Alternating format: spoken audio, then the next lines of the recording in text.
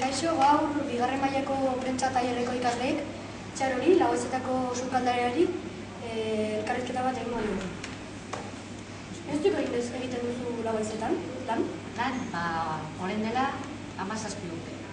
Hasi nintzen, Lagoizetan lan. Eta jangel? Baita.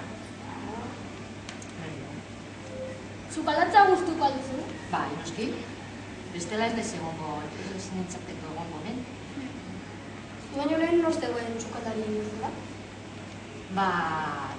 Inoraz. Ni bakarrik. Hoi izan zen, hasi zenean ikastola Lagoizetan bezala funtzionatzen, hortik ezkeroztiko gormena. Lagoizetan darama urteak, nire dago. Zer enpresak hartzen du janaria? Auzo lagun. Beti izan da horrela? Hemen ikastolan bai. Gustuko duzu emango janaria? Bueno, danetik dago. Gauzak nahiko ona direla eta besteak, ez dira hain onak. Txarrak ere ez, baina onak ere ez. Zure ustez ondo orekatua dago janaria? Nire ustez, bai, nahiko ondo. Gatzaldetik eta zazaldetik, nahiko, bai. Zenbat denbora espero duzu egota Lagoizetan?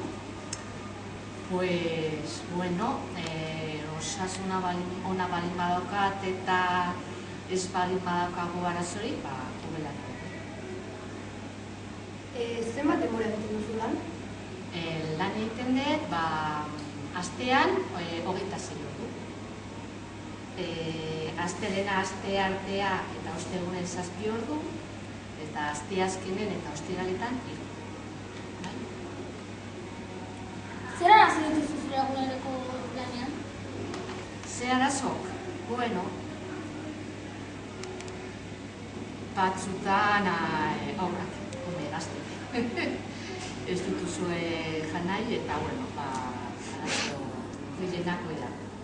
Zuek zuekin erakutsi nola jaten da, nola jarrera hona dutzia mailan, eta lako. Hoi da, principalaz, bestela nire lanean arazorik prestapai. Zer ordutan jaten duzu? Zure bukatuta dero, ordu biteetan, irugaren gutxitan. Eta bukatzeko minutatik zerbait aldatuko zenuke? Bai, aldatuko nuke, salsak adibidez. Salsak beti dira gutxu gara bera berdin. Ez eta hamburguesa izan, haragile izatu izan, edo beste motako haragile izan, salsak ia beti dira. Hoi asko adibidez oso